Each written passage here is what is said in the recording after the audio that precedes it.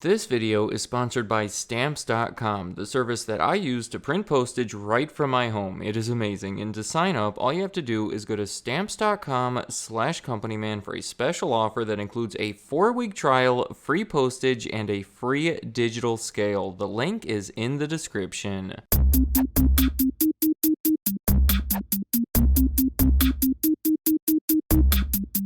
Harbor Freight Tools. It's such a fascinating company. I know it might seem kind of ordinary from the outside based on the simple name and appearance, but that is deceptive because trust me, there is nothing ordinary about them. I've been meaning to talk about Harbor Freight for quite a while now. The idea was originally suggested on my website over 5 years ago and has been steadily making its way up the board as the company itself has been expanding. Around that time, in 2019, Harbor Freight was celebrating the grand opening of their 1,000th location. Already a huge accomplishment that was well over 4 decades in the making. Well, since then, they have added an additional 500 stores with their 1,500th location opening in Kernersville, North Carolina, population of 28,000 in 2024. They have been popping up in markets of all sizes all across the country. Today, Harbor Freight Tools can be found in all 48 contiguous states and is continuing to grow even faster than it has before, opening an average of 2 to 3 new stores every week. In 2022, the National Retail Federation named Harbor Freight the fastest growing retailer in the United States based on a 93% increase in sales growth over the previous year. They claim to have 75 million customers, which is over 1/5 of the US population. In short, there's a decent chance that Harbor Freight has already expanded into your area over these past few years, and if not, keep an eye out because it might be happening sometime soon. To me, all of this makes it the perfect subject for my series on expanding companies. So in this video, I want to outline what I believe to be some of the biggest reasons behind Harbor Freight's success so far and why it has the potential to continue. Starting off, where else but with co-founder and current CEO Eric Schmidt. Harbor Freight is unique in that unlike most other national retailers like competing chains Home Depot and Lowe's, it is privately owned. In fact, an estimated $6.5 billion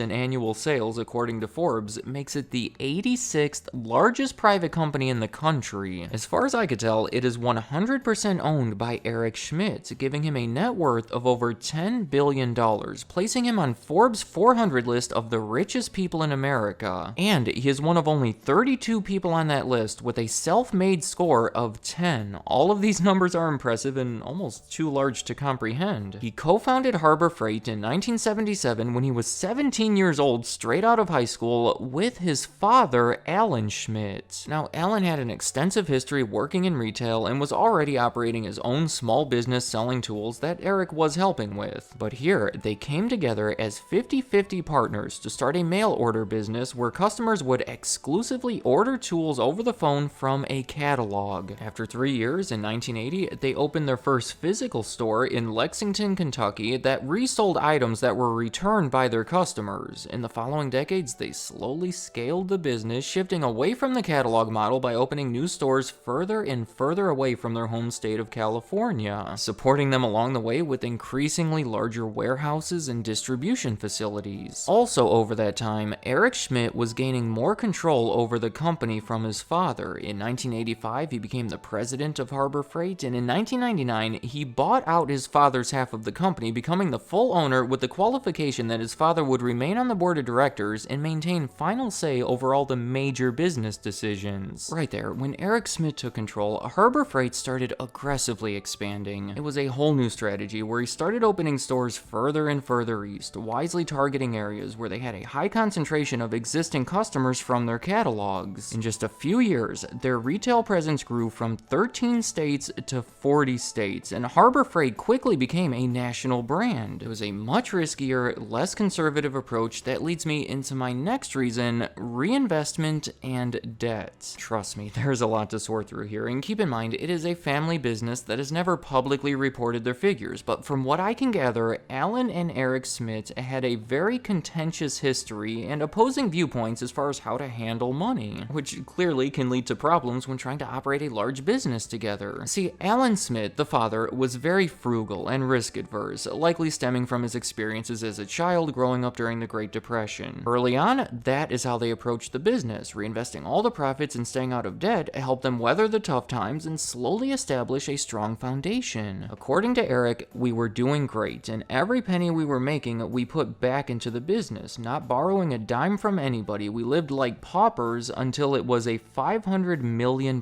business. Maybe a little too extreme there, especially because Eric does not share those same values. Shortly after taking over, he started borrowing money. He started using profits to buy all these extravagant personal items, including a $100 million art collection, and as I said, started a much more aggressive approach in expanding the company. His father, Alan, predictably did not approve of any of this. He felt it was reckless, it was hurting the company, and that his son was trying to push him out of the business. He went so far as to file a lawsuit against him that ended in an undisclosed settlement. The whole thing turned into a messy situation, and I don't want to go too far into the Smith family dynamics here, but there were issues between them even before they started the company. Back when Eric was 9 years old, after his mother was diagnosed with multiple sclerosis, his father sent him to live in an orphanage for a couple of years, and then with a family member. He had his own apartment when he was 16 years old, so a lot going on there. It is an unusual story, to say the least here, with some definite inspirational elements, but for the purposes of this video, I just want to point out how Harbor Freight had a distinctive shift in strategies, moving from reinvestment to debt financing, both of which have their own advantages that have helped build it into a multi-billion-dollar company and have allowed it to remain privately owned. Going back to my list here, those first two reasons were mostly behind the scenes, stuff that the average customer would likely never even think about. So for the rest of my list, it's going to be much more obvious. And what can be more obvious about Harbor Freight tools than the tools? While most of the leading home improvement or hardware chains offer a wide variety of items like building materials, appliances, fixtures, Harbor Freight has a much narrower focus that consists of over 7,000 tools and accessories, most of which are sold under their own brand names like Pittsburgh or Icon. It allows them to open comparatively smaller locations that require a smaller investment and compete more indirectly with the others. If you look at the logo, it promises quality tools, and that part is debatable. To be clear, I am not trying to put them down here, and they have put effort toward quality assurance, going so far as to build 2 assurance labs to test them, and all of their hand tools come with a lifetime guarantee, so that is reassuring. However, with that being said, I think most would agree that you probably shouldn't go to Harbor Freight if you're looking to buy some really nice quality tools. There have even been recalls and class action lawsuits concerning the reliability and safety of a few of their items. I recommend that you scroll down and read through the comment section of this video to get a good idea of how people feel about the tools that they have bought from Harbor Freight, but the consensus seems to be that most of them are pretty decent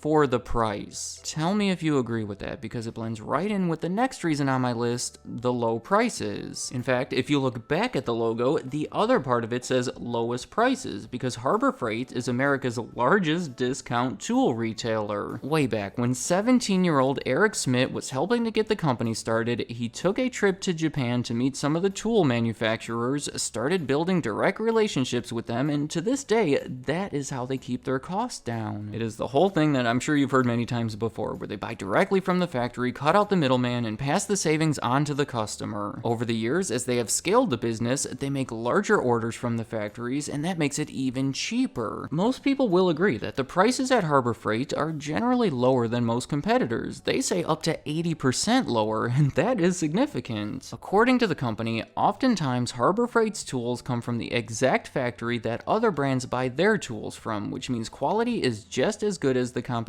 If you like saving money, it's worth checking out the tools at Harbor Freight. You see that last sentence there? They accentuate those prices and try to make them look even more attractive with constant sales, coupons, a $29.99 a year club membership that'll give you early access to sales and exclusive deals that is very highly rated. There was even a class action lawsuit in this area where customers claimed Harbor Freight would advertise something on sale showing big savings from the usual price, but then that usual price was deceptive. expensive. Does that make sense? Allegedly, it wasn't reflecting what they usually sell them for, making the savings seem even bigger than they actually were. And they ultimately settled that lawsuit as well, without admitting any wrongdoing. For my final reason behind the success and potential of Harbor Freight Tools, I want to mention the employees. Over 28,000 people work at Harbor Freight, and from what I can tell anyway, most of them are cool people that are happy to be there, and that reflects on the customer service and overall environment of the store. Please tell me about your experience if you have ever worked there, but they're known for providing decent pay, benefits, and holidays off. They have also made appearances on various lists, including Fortune's best companies to work for, so overall, the employees seem to be happy, and in so many ways,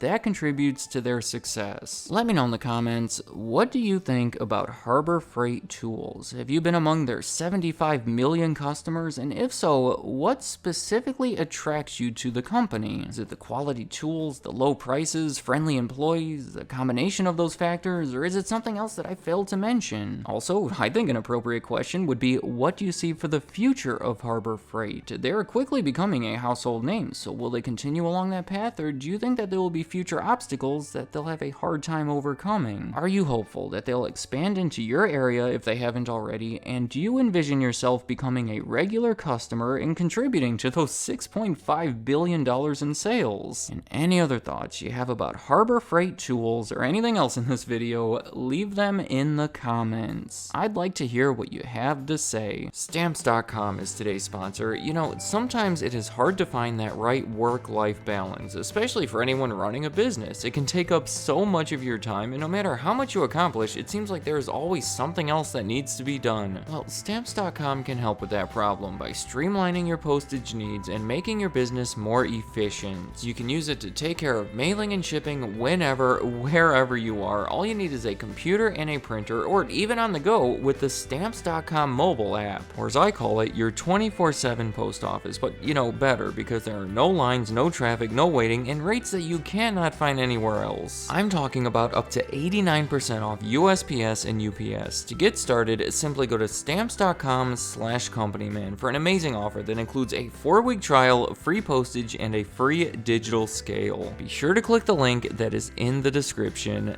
Thank you for watching.